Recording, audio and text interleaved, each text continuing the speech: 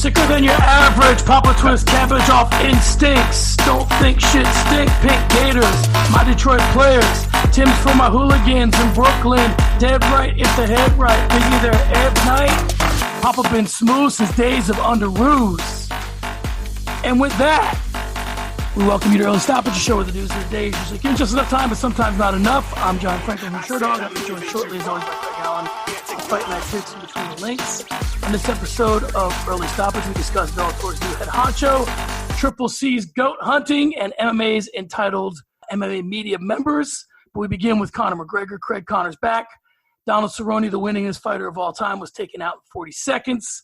So we will get to what's next for Conor in our Make the Case segment, but what I want to discuss first is Conor's back and showing himself to be a massive star still. The question is, who's running the show and ultimately making decisions on what's next for Conor? Conor himself or Dana White? John, how are you? How's your week been? I'm good. My week's been good. Okay, that's good to know. It's nice to finally see you again, and I look forward to the show every week. To answer your question, who's running the UFC? John, I'm going to ask you another question. Who has ownership stake in the company? Dana White.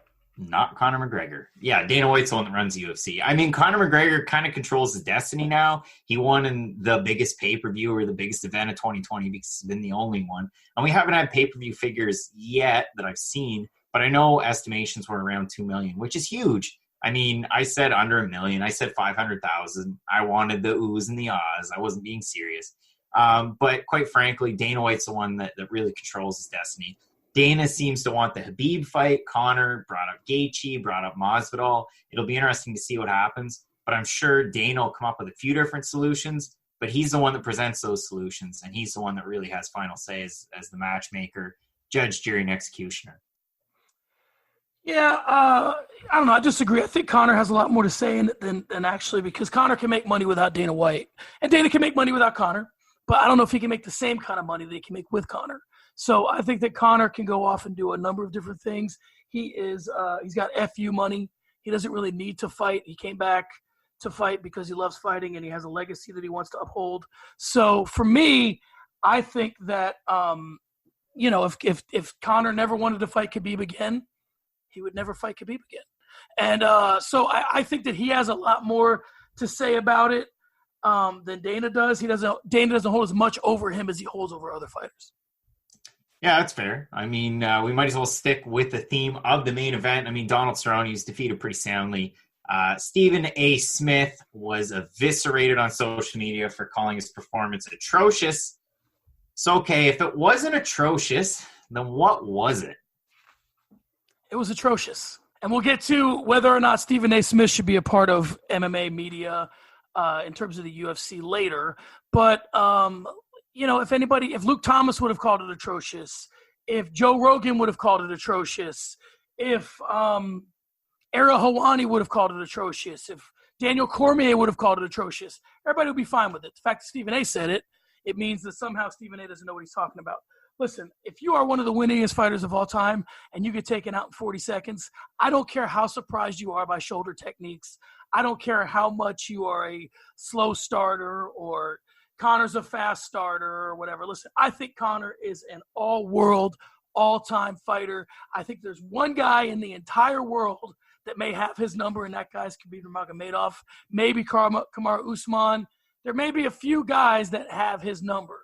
But Donald Cerrone cannot show me all of these accolades and then show up and get taken out in 40 seconds. That doesn't work for me. The only thing I can come up with is atrocious, just like Stephen A. Yeah, I mean, I'll read you a quote here. You don't have the right to hold somebody accountable for standards you refuse to apply to yourself. You know who said that, John? Try and take a guess. Stephen A. Smith. Stephen A. Smith said that. Stephen A., what are you doing, man? Like, you know what you're going to get with Stephen A. Smith. You know what you're going to get with some of these media personalities. Stephen A. Smith is not the affinity on mixed martial arts. He knows NBA, he knows NFL, and a little bit of the other sports. I don't know if I'd go around asking him too many hockey questions. But in terms of MMA and in terms of Donald Cerrone's performance, atrocious is pretty well along the lines. I mean, he didn't land a single strike. The shoulder strikes was as if he had never watched a boxing fight in his life. It just didn't go well. And it reaffirmed the stereotype, which it's not a stereotype. It's fact now. Donald Cerrone does not show up in the big fights. We saw it against RDA. We've seen it in the past. Yeah, he's main evented on fight nights, wins some, loses some. But at UFC 246, I still have non-MMA fans coming up to me as of today saying, Craig, did you see Conor McGregor? That fight was fixed, right? That fight was fixed. And I have to say, no, it wasn't fixed. It's just the fact that Conor McGregor is that good. So I totally agree with you there.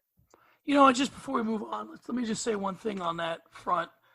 If Donald Cerrone is in the business of fixing fights, boy, does he suck at it, because he just got suspended medically for 6 months. So if you were going to fix a fight, you should probably do a better job than getting medically suspended for 6 months. And this is a guy that seemingly fights every other weekend. So 6 months is pretty important to him. Yeah, 6 months is like 7 fights. All right, Craig, speaking of head honchos and Conor McGregor, which we talked about earlier, interestingly enough, remember that guy who Conor was clowning during those Floyd Mayweather press conferences? The weasel, the little weasel? Yeah, that's Showtime executive Steven Espinoza. Now he runs Bellator. Well, let me put it a different way. He is the guy in Viacom, in the hierarchy, that Bellator reports to. So the question is, Craig, what does that mean to Bellator? John, I'm so glad you asked this, and I responded on, I believe it was Between the Links, it was on this show. Oh, no, maybe it's off the cuff. I'm on so many shows. The question was asked, do I think there's going to be a crossover boxing fight in 2020? Well, guess what? There's one this weekend in Bellator. Ava Knight's going to be fighting Emily King, who's 3-3, and Ava Knight's a former pro boxer. And are we going to see more of this because Steven Espinoza is in charge? No. I think they're going to make smarter decisions. Hopefully a guy like that is going to realize that, tape delay doesn't actually work. He's been in that field before. Showtime Boxing was relatively successful. So I think it's a good thing to have a little bit of oversight and some checks and balances in place when you have some weird decisions. Bellator does things oddly. Again, I look at them like, I want them to succeed. But again, they just keep putting either their foot in their mouth, they make weird decisions, their matchmaking's odd. Maybe Steven Espinoza can help out just a little bit. And especially from the Viacom aspect with Paramount Network, and again, the partnership with the Zone, hopefully they can clean things up there, because tape delay and the length of the cards is just, it's pretty bad. To use the word from the question before, it is atrocious. There you go. No thoughts? Nothing? Listen, I like the guy in terms of what he does. I think that, there's a lot of things that happen in the hierarchy of companies like this. The fact that this one was announced in the way that it was announced, like how many times does the organizational flow chart change in a company, we never hear about it. The fact that we heard about this one means we've heard about it for a reason. They're trying to let us know that Coker and Espinoza are going to be working in some sort of conjunction, or that something Espinoza does well is something that Bellator needs. So I don't know if they're dog whistling to Coker to say, hey, get your P's and Q's together because this guy's coming in to do things his way. I don't know if they're dog whistling to boxing fans. I don't know if they're dog whistling to who they are. But, I mean, they're sending a message for sure with releasing this in the way that it did. So it's just a matter of time to figure out what it is. I think that it's going to have something to do with the way that Espinoza did some marketing and the crossover fights. This may be an answer to Zuffa Boxing. See what happens. I'm looking forward to it. And if we switch gears again, John, it's reported this week that Robert Whittaker is out of his fight with Jared Cannonier because he's donating bone marrow to his daughter. It's an incredible thing, incredibly, kind of sad story too, but a great dad there. Kudos to him for doing it. There's also been reported that Darren Till may fill that void in the Whittaker-Cannonier fight. So 2 questions. First, on Whittaker, is he going to end up being an MMA what-if story? And number 2, what are your thoughts on a possible Darren Till-Jared Cannonier matchup? I like the matchup. Let's first start with the fact that, Dana White got very emotional when he was talking about Robert Whittaker. situation, obviously he wouldn't be doing any bone marrow unless his daughter was in not necessarily a dire situation, but in need of it. And the old saying with surgery, it's only minor surgery if it's happening to someone else. So our prayers and our thoughts and everything are with Robert Whittaker's daughter, his entire family. In terms of him being a what if, he was a champion. I don't think you can make somebody a what if they were a champion. So that's one way to look at it. Obviously, how long of a champion he could have been. There's a lot of other things that could make him a what if. I do like the Till Cannonier fight. I just want to see more of Jared Cannonier. I mean, I really think this guy's on a nice run. He's he's been in some different weight classes. I think he's settled here at 185, and I'm interested to see what's next. Yeah, I mean, I'd like to see him more active as well. I think a Darren Till fight makes a lot of sense. They're 1A, 1B in the rankings right now, and everything else is pretty much log jammed, especially with Romero getting the title shot, Costa in limbo due to injury, and then Kelvin Gastelum obviously losing the fight to Till. So the fight makes sense. And yeah, again, thoughts and prayers go out to Robert Whittaker. I mean, you look at him, and a lot of people rag on him. Like, the question makes sense because a lot of people will say, oh, he wasn't that active when he was a champ. But, I mean, man, the guy went through wars, put on great performances. He entertained you, did he not? And, yeah, you can ask to see him more. But, yeah, first things first with your family in a situation like that. And hopefully everybody can pull through and we can see him sooner rather than later. Absolutely. All right, Craig, let's move on and switch gears. Craig, you get a title shot, and you get a title shot, and he gets a title shot, and she gets a title shot. Craig, I say this because Dana White was once not a fan of Jose Aldo even fighting at 135 pounds. Now he likes the idea so much he's giving him a title shot off a loss. Craig, what is Dana doing? You could have written that question as, I say this because Dana White allowed Yoel Romero to fight for a title off of 2 losses and Jose Aldo off of 2 losses because it's what the fans want. The fans want these title shots. So you know what? Why don't we just give, I don't know, let's have the winner of Joseph Benavidez and Devison Figueiredo fight either Stipe or DC. Let's make fun fights. Why not just go crazy? Let's have an open weight Grand Prix. Let's just go nuts. What's he doing? He realizes that Jose Aldo is not totally shot, and the fans want him at 135 in a title shot. Not a lot of people. I want it, but not a lot of people want to see Marlon Moraes and Henry Cejudo again, especially like 1 year later. So yeah, I guess it makes sense to have Jose Aldo. I mean, what do you think on that one? Yeah, this is where I'm at with this. All this, who deserves a title shot, who doesn't deserve a title shot, where we're at in the rankings, all that. I look at it very simply. Do I want to see this fight or not? Yes or no? Who cares if it's for a belt or not? Do I want to see Henry Cejudo fight Jose Aldo? I do. Would I rather have seen it 5 years ago? Sure. But when it's all said and done, I'm looking back on all the fights I've watched. Would I want Henry Cejudo and Jose Aldo to be one of them? Yeah, so I'll take it. All right, that's fair. We continue on, John. And we got to figure this out. I mean, it was the gloves with problems. So now Thiago Alves has not looked all that impressive in the Octagon as of late, and he's moved on and signed with BKFC, everybody's favorite. And if Keyshone's listening, you know he loves bare knuckle boxing. John, what do you expect from the Pitbull? And what's with all these big name signings with BKFC? When I expected Jose Aldo to take off his UFC gloves, I just wanted him to lay them in the Octagon and then go find something else to do with his life. I didn't want him to take them off, leave them off, and fight without them on. Listen, I think that I like the MMA / combat sports landscape. I like there's a lot of different things going on. I like that boxing has, maybe 3, 4, 5 big fights a year. I like that UFC does their thing, Bellator does their thing.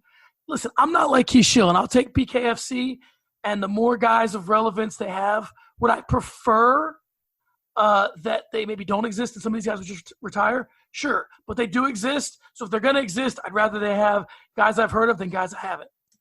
Yeah, but how many times do we have to card out Leonard Garcia and Chris Lieben? I'm so sick of this stupid bare knuckle boxing. Listen, it picked up steam until Artem Lobov fought Paulie Malignaggi, which was ridiculous. And Paulie didn't train for bare knuckle and had no idea what he was doing. Now it's just kind of like that was the top. We're never going to get back there. Let's just kind of hang on for dear life and throw a couple bones at these former UFC guys that people are going to recognize. Like, people know Thiago Alves. I mean, Curtis Milner's fighting for Bellator this weekend. Thiago Alves with BKFC. Who's going to tune in for which guy? Because there's probably going to be more fans tuning in for Thiago Alves with bare knuckle than Millender, who's still fighting in MMA and half competitive with Bellator.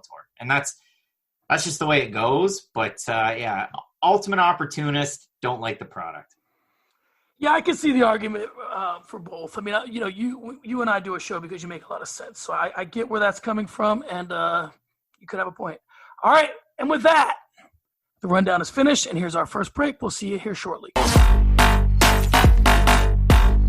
And we're back, Craig. We're back. The king is back.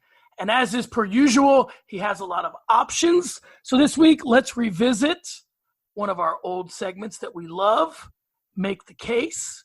Let's talk about some opponents for Conor McGregor, and I want you to try and make a case for each of them to have their shot at the Combat Sports Money Fight King. Let's start the discussion with Khabib Nurmagomedov.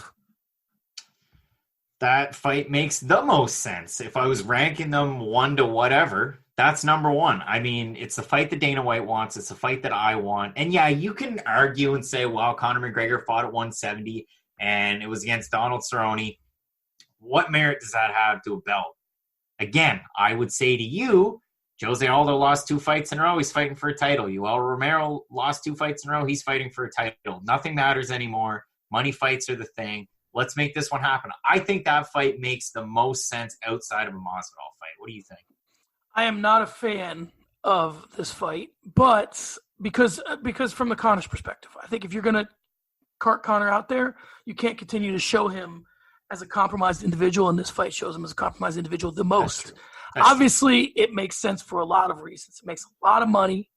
It's, you know, if not the highest pay-per-view of all time, it's one of them. Depending on if you include Mayweather, and we're going to include Mayweather here in a second. And it's, you know, Conor has fought, lost, came back to fight the same guy, and won the second fight. So Conor does not like rematches, but when he has them, he tends to win them. So, you know, that makes a lot of sense for that reason. All right, so let's move on to the next fight of interest. I would say it would be Jorge Masvidal. Yeah, that one, again, in a 1A, 1B situation, I would say, now it's tough, but I would say A, Khabib, B, Masvidal. You fight for the BMF belt. It's something that Conor wants. Again, another big pay-per-view. You can get them both talking. You can get more personality out of them, and I think that would be an easier way to sell a fight than maybe a Khabib or a Donald Cerrone or somebody else that's hanging around at 170, 155. I mean, yeah, there's people out there that want Usman and McGregor, but I'm sure there's a lot more out there that want to see mezcal tequila versus proper 12 whiskey. Am I right? Yeah, I agree. I mean, the Masvidal fight makes a lot of sense for me. It seems like the way the UFC is going, they're trying to keep these two away from each other. The one thing we did not mention, we were talking about the Khabib fight, is that Conor wants to fight often and after Khabib fights Tony. There's Ramadan, so Khabib's looking at the end of the year. Conor's looking at March, April, so that poses a problem. But again, we were making the case, which is why. So one way to make the case for Jorge Masvidal is he is available sooner than Khabib Nurmagomedov is. Another case to make for Jorge Masvidal is he has something that Conor might want, no matter how much he talks it down, which is the BMF title. So for me, and I think Jorge Masvidal will be more looking to stand, which is another way to make a case for a Masvidal fight. I'm just looking it up here because I looked this up the other day, and I know the Ramadan argument's been brought up a lot. So it's a full month from April 23rd to May 23rd. So International Fight Week's what? Usually the first or second week of July.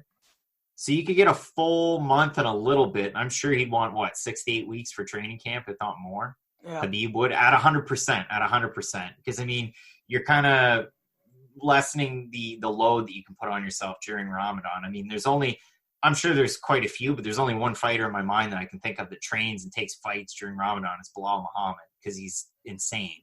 But for Khabib being the champ, being so dominant, probably wouldn't take it. But yeah, you're making a lot of sense. I like it. So the way I wanted to do this, which I've kind of gone away from, was initially I was going to do people that Conor fought before. That's what I thought. People that he's never fought before. Well, what I like is that the way we've done it so far is we've done the highest likelihood, right? So if we did Khabib first, then Masvidal, I would say the next person would be Nate Diaz. So that's someone he's fought before. That's someone. So people are talking that the next fight, the likelihood, and I'm not looking at the odds in front of me, But what I've heard is Khabib's the most likely, Masvidal's the second most likely, Diaz is the third most likely, and there are people who have made compelling arguments for all three. Okay. I know who your guy on Nate Diaz is. I know who that bird in your ear is. I saw the video today out on YouTube. It was none other than Chael Sonnen, and he talked about the fight and made a good argument for it. I get it. I don't know, though. I mean, Nate Diaz 2019, not that great. Against Masvidal, not good at all. You have to worry. It's a winnable fight for McGregor. It's a very winnable fight. I think it's a more winnable fight than the Cerrone fight. And he's going to go out there and put on another great performance, and then you could really sell a title shot. That's the only case. If you want to see him fight another winning fighter, Masvidal, Khabib, if you want to see the trilogy, the rubber match, Diaz makes sense. And again, dollars and cents, it makes sense. I think I think he would open up as more than a 3-1 favorite in that fight. I don't think that's way out of the question. Yeah, Chael wasn't my guy on this one. It was one of you guys on Between the Links. I want to say it's Keith. But I agree with you. So now I am an advocate of Conor McGregor and Khabib Nurmagomedov never fighting again. I've said this on several occasions, okay? But with that being said, if you are Dana White and you are setting up Conor to fight Khabib and you know Khabib will not fight until after Ramadan, Nate's the only guy that makes sense. He's the least dangerous fight. He's the trilogy. You can cash that check. He looked good in his last fight, despite, losing. I mean, it depends how you look at it. He got stopped early, so you can make a case for it, right? So then that's where Nate Diaz comes in. So I think that if we're moving on to the next most likely fight, and let's keep it in MMA, all right? Because there's a couple outside of MMA we could go to, but again, we're talking opponents, prior opponents, non-prior opponents. Here's a non-prior opponent, Justin Gaethje. Justin Gaethje at 155 pounds obviously is a place filler. I mean, if you can call him that, as crazy of a fighter as he is, he'd be a place filler between Cerrone and Khabib Nurmagomedov. There are some like opponents. Justin is a stand-up fighter, despite all this talk of his wrestling history. So he would get in there and probably slug it out with Conor, which is another thing the UFC would want. The likelihood that Conor would win a slugfest with Justin Gaethje is actually kind of likely. So you can make a case for Justin Gaethje. I feel like I just did. What's yours? Yeah, I mean, Justin Gaethje, I heard him described on a podcast a really long time ago as a human weeble wobble. That's pretty much what he's like. He's MMA's Homer Simpson. He just takes a ton of damage and gives it back. And if you talked about the wrestling, I'll break it down in a little bit more detail. In his amateur career, all he did was pick people up and slam them and knock them out. And then when he started into professional MMA, his first 3 fights were like that. And then after that, he said, screw it. I want to be an entertainer. I'm going to go in there and turn into this generation's Dan Henderson at 155. And that's what he was in World Series of Fighting. That's what he is in the UFC. So it's a really fun matchup if you get McGregor in there. And it's interesting because Justin Gaethje throws so many leg kicks and so much volume. I'd be interested to see how McGregor approaches a fight like that, because normally he's the one that typically pushes the pace. We saw it last weekend against Cerrone. That's such a fun fight. That's probably a little controversial. I think that's the most fun out of all the fights we talked about so far. It's interesting. I think that, because of the run Justin's on lately, we have a little bit of revisionist history when it comes to him. How much is he has 2 losses, lost to Eddie Alvarez. I mean, you can make a case that Conor would go in there and 42nd him as well. But, we're where we are now and people are for it. All right, let's go outside the cage. Let's start with Floyd Mayweather. Floyd Mayweather, junior or senior? Junior for this subject. Oh, darn. Okay, junior.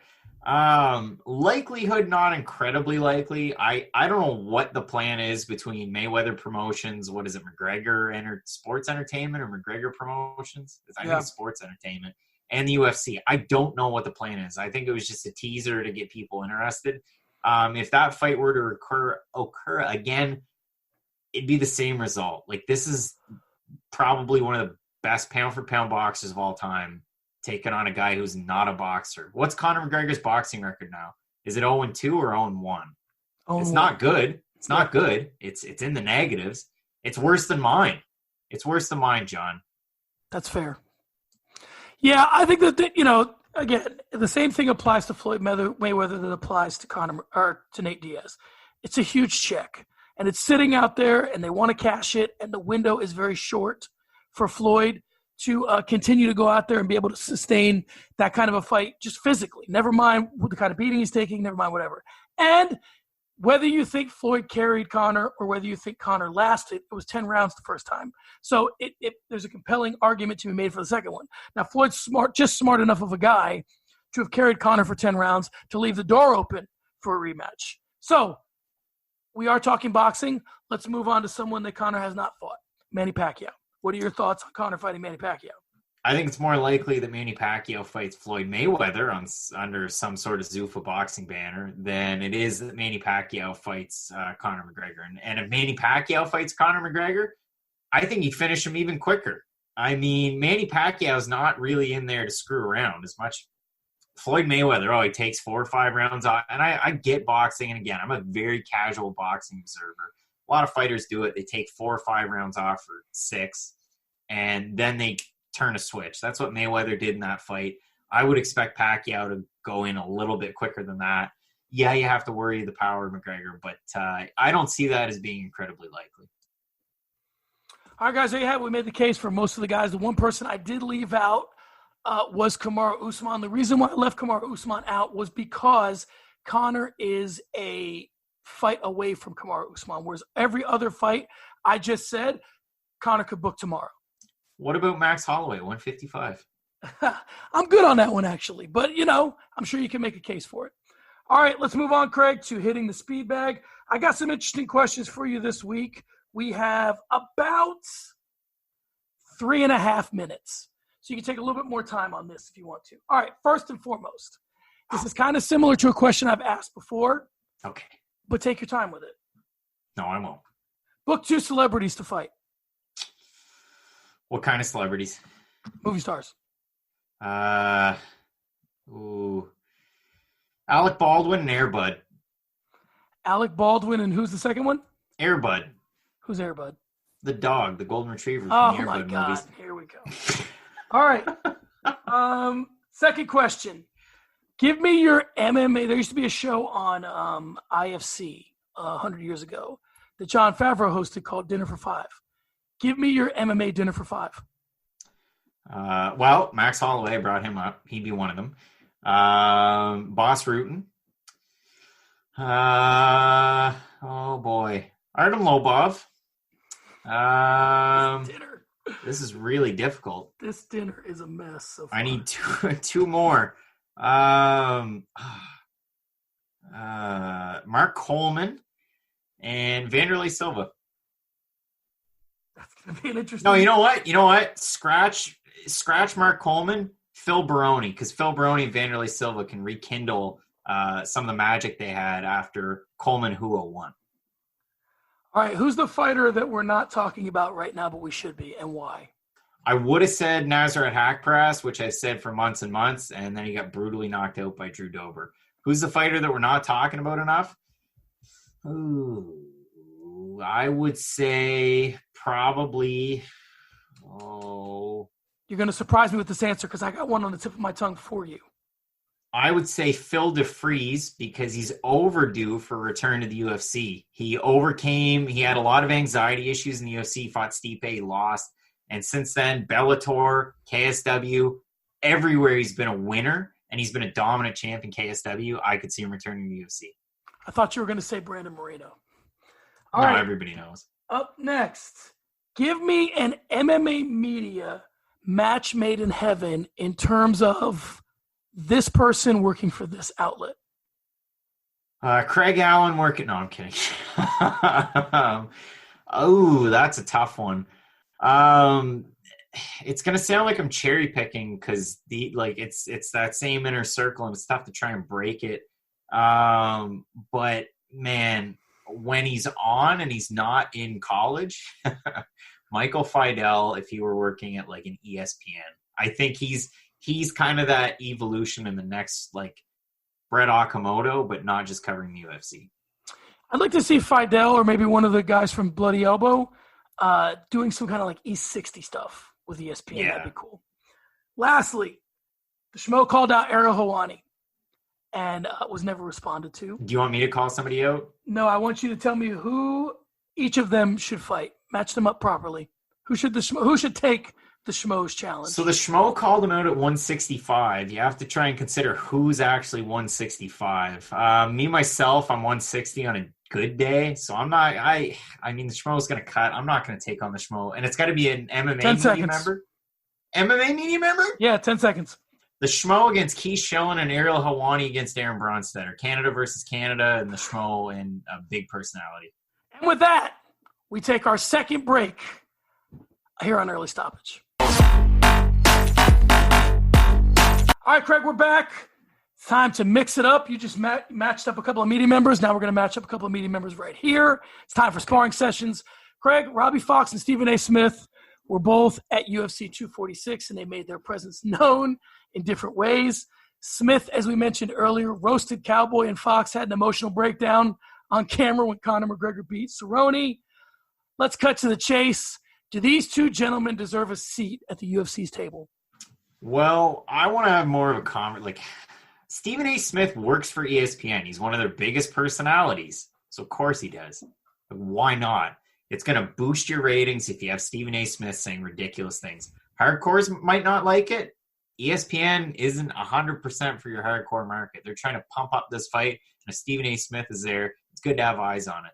Same deal with Robbie Fox in a different way. You know what you're getting with Robbie Fox. He's not a part of the MMA Journalists Association. He's not your everyday journalist. He's part of Barstool Sports. If you've never seen Barstool Sports, they were on ESPN for what? One day. And then they got kicked off because ESPN didn't like what they were doing. And for some reason didn't do their due diligence and realize what they were going to get as a package and a product.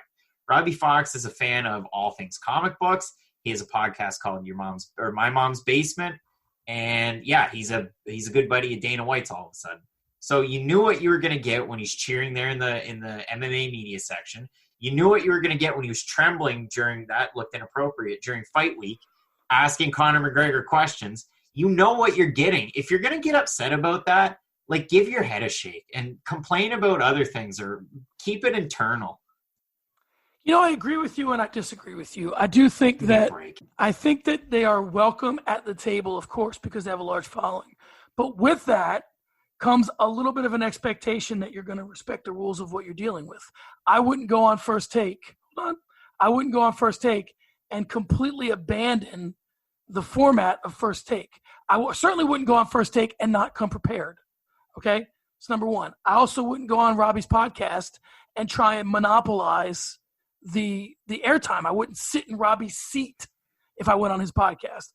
Everybody has parameters. Everybody has rules that they operate on. I think when I look at Robbie Fox, I think that Robbie Fox has the perfect last name, right? Because he's crazy like a fox in the sense that he's a Trojan horse.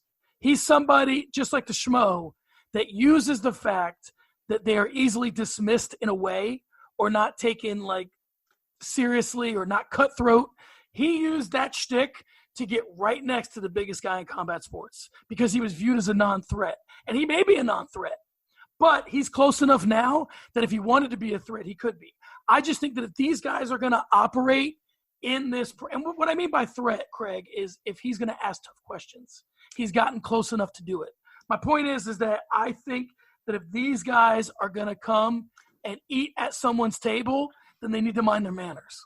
I want to throw this one other thing in there. Like, if you're a Barstool person, normally it's softballs. It's all pretty easy stuff until they get drunk at the NCAA championship and the morning after ask Heisman Trophy winner Joe Burrow if Odell Beckham Jr. was actually handing out money to players. And he says yes. And then that breaks as a story. And then they're being investigated. So sometimes you ask the tough questions when you're hungover the night after the championship game. And yeah, maybe Robbie Fox could do something, not of that magnitude, but somehow sneak in an actual serious question every now and again.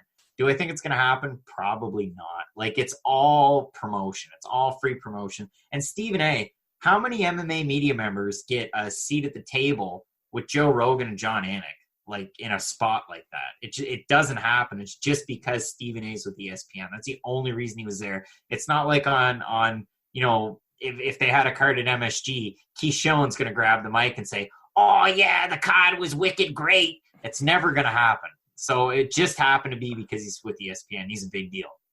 I'm with you. And I think that, what people fail to realize, that you have to realize in a situation like this, is in as much as you think Barstool Sports is using ESPN, is using the UFC is using Barstool Sports. They're getting their eyes into an area. Now, do most guys who watch or consume Barstool Sports, are they aware of the UFC? Yeah, I'm sure they are. But there's still a huge following out there that they're tapping into. So, yeah, Robbie Fox is doing his thing. The UFC is kind of doing their thing too. Yeah, give those MMA, videos on Barstool a watch, because you look at the video before it. I brought these numbers up on Between the Links on Monday night, so they've definitely changed since. But one of the numbers was 53,000 for the video before Robbie's interview with Dana White. Then there was that interview at 20,000 views. And then the next video had 122,000 views. Some of those UFC videos get buried in there. And I don't think they're gaining like a ton.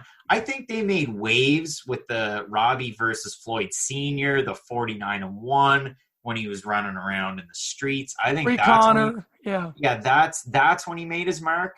Now it's just, I don't know. I mean, the tour around Dana's office, that was pretty big. But the stuff from UFC 246, it's more or less just outrage from MMA fans. And that's pretty much the dent that they made. Yeah, and I think that they put a few things in place just in case they need them. But they don't seem, unless they're behind the scenes working some stuff out, they don't seem to have a commitment to it. For example, their new Twitter account, Spinning Backfist, will go days without posting anything.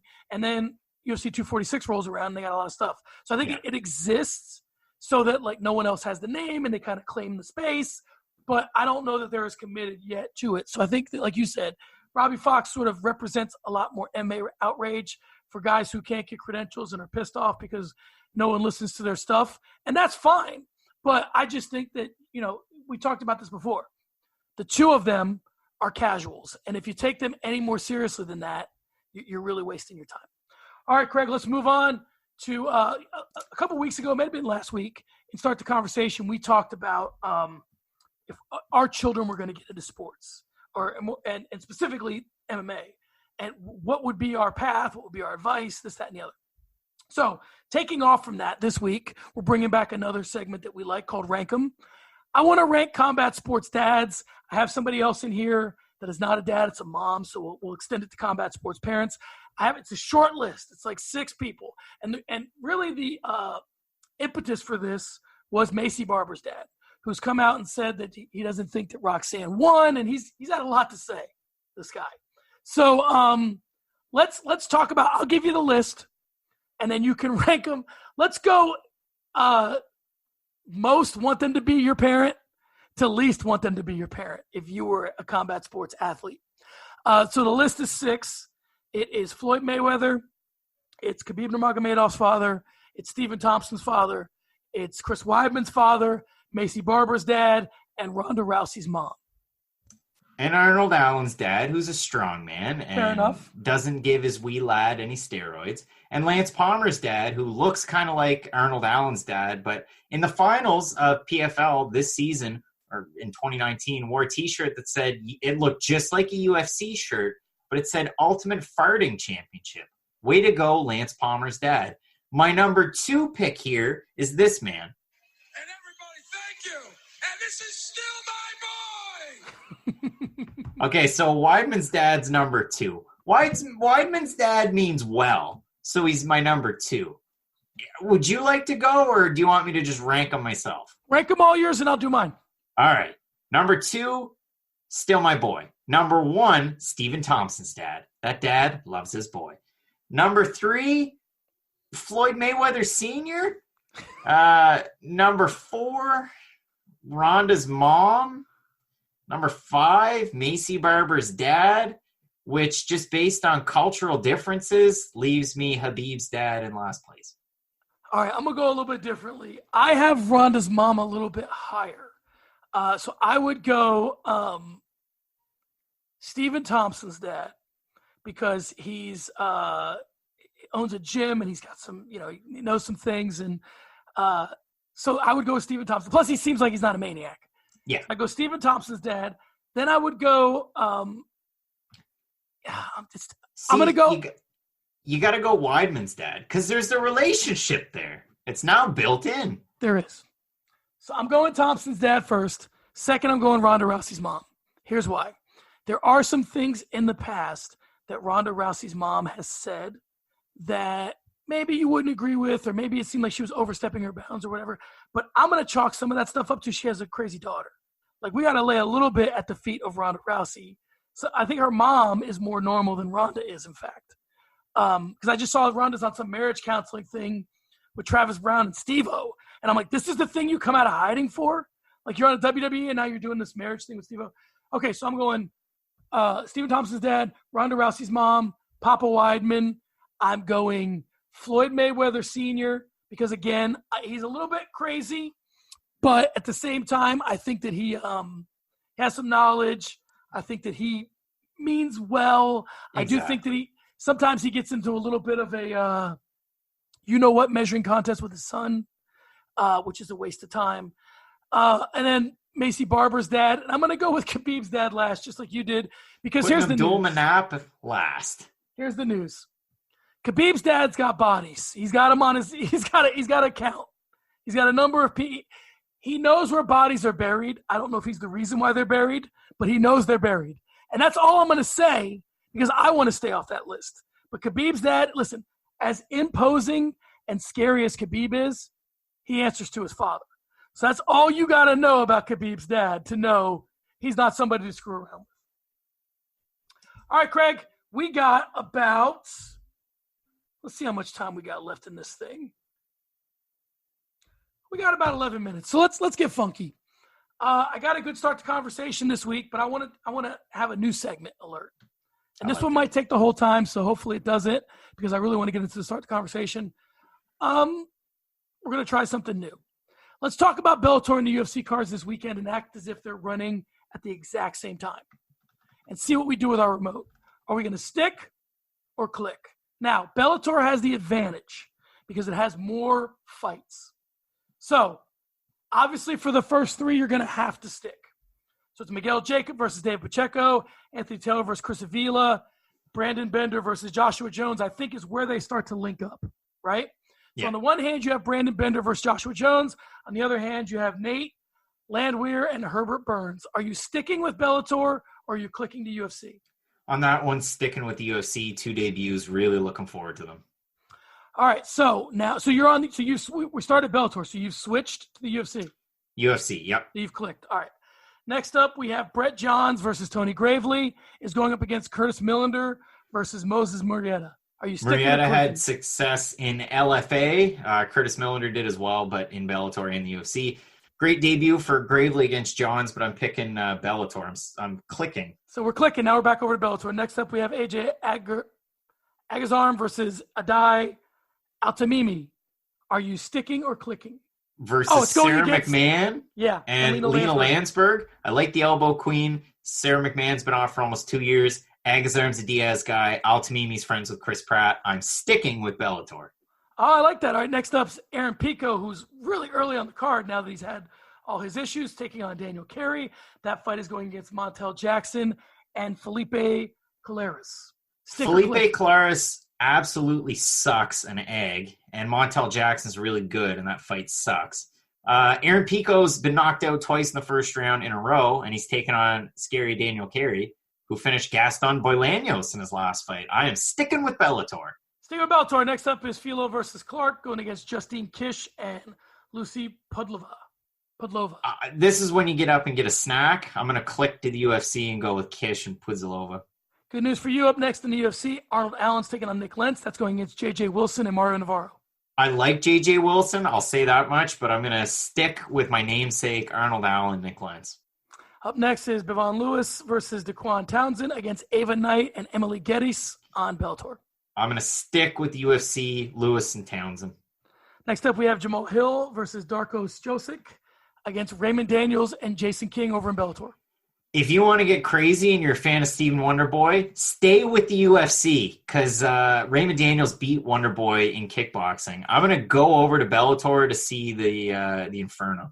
This is where it gets very interesting for me. We got Juan Archuleta and Henry Corrales going up against Hannah Cyphers and Angela Hill for name value only. I think Archuleta and Corrales is probably a better fight. Are you sticking with Bellator or clicking to the UFC?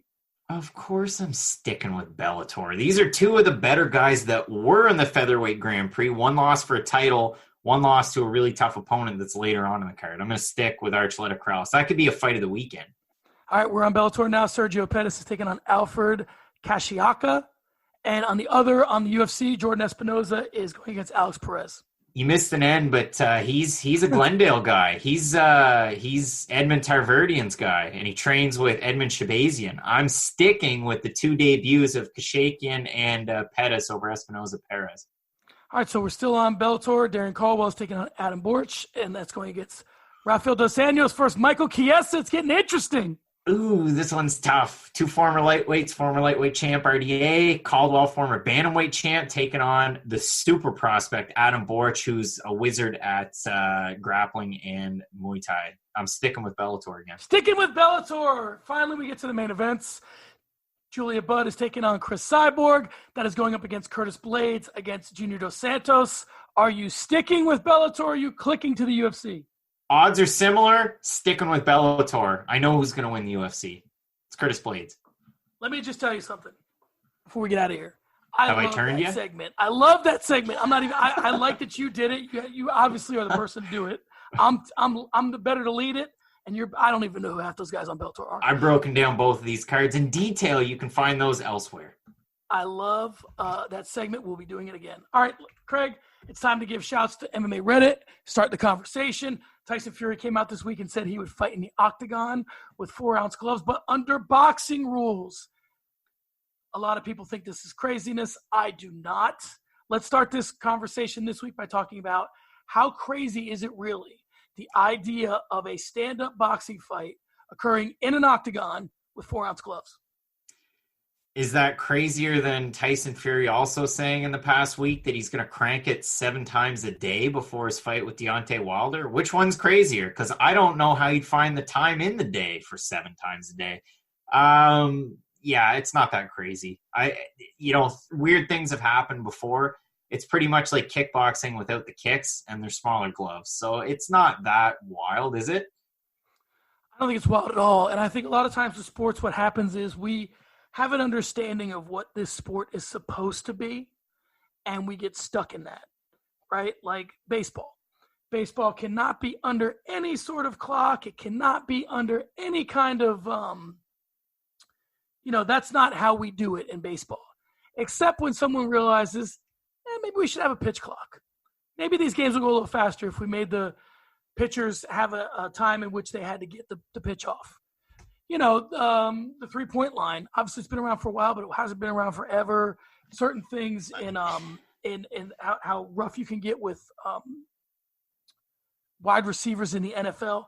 There have been small changes. This is not a small change. This is a huge change. But I think there's enough fighters out there that would be interested in doing something like this. I think this could be what Zuffa boxing is. Like, it could be boxing matches that take place in cages. Now, here's where it gets interesting. And really, let's take this to its logical conclusion. Does it mean it's just a stand-up fight with fists only?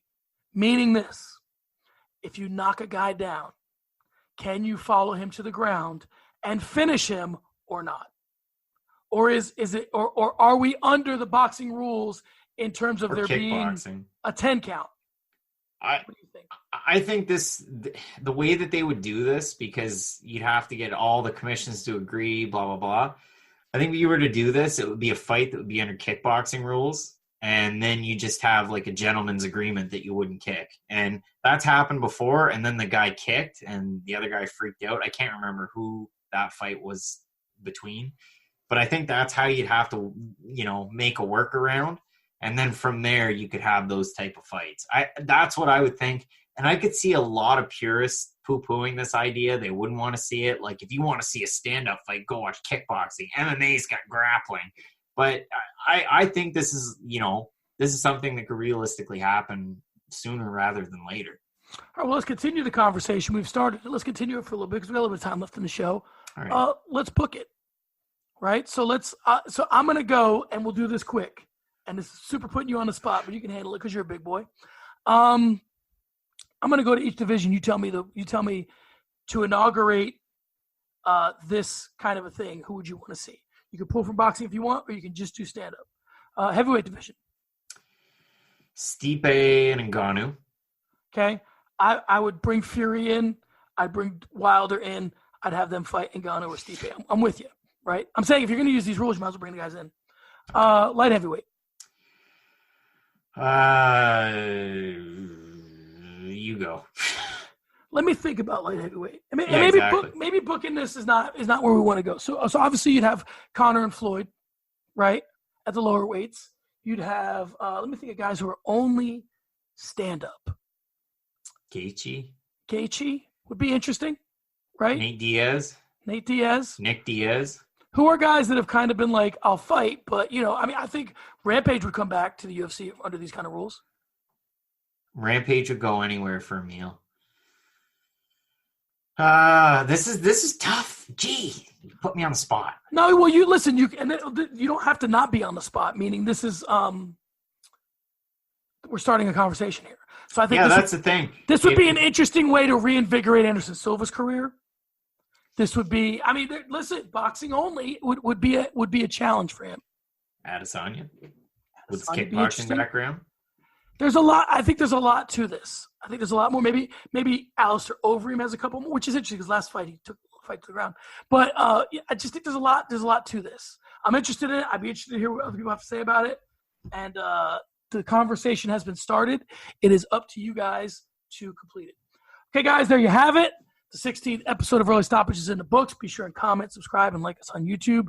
Be sure to also listen to all other content on the Loudmouth MMA Podcast Network, including the Not Safe for Work podcast with Kyle Steele and Fred Kirby, Between the Links, hosted by Mike Heck and starring an all-star cast of writers, including Craig Allen, including David Baker, including Keith Schillen, Off the Cuff with Craig Allen, Mike Heck, Drake Riggs, Kyle Steele, the MMA Takeover Show with Keith Schillen, the Kyle Steele Show. I can't remember who hosts that one. The Loudmouth MMA Recap Show with John Franklin and Keith Schillen. The Breakdown Show with Max and Marcel. MMA Yesterday with Kyle Steele and Keith Schillen. The Bellator Recap Show with Keith Schillen and Davidson Baker. And the Bellator Preview Show with Matt Allen and Davidson Baker. Talk to me about the network before we hear something witty. Check out the fights. They're going head to head. We went through them. Make your pick. And if you haven't realized who I'm going with, I pretty much tipped my hand. But go watch Bellator 238. It's going to be pretty good. There you go. Craig can be followed at Craig Allen FMP. I can be followed at SM Cornerman. The fight has been stopped. We'll see you next week. Craig, say something witty. That's what I had. I'm at a loss for words. This is a first. All right, guys. We'll see you next week. Peace.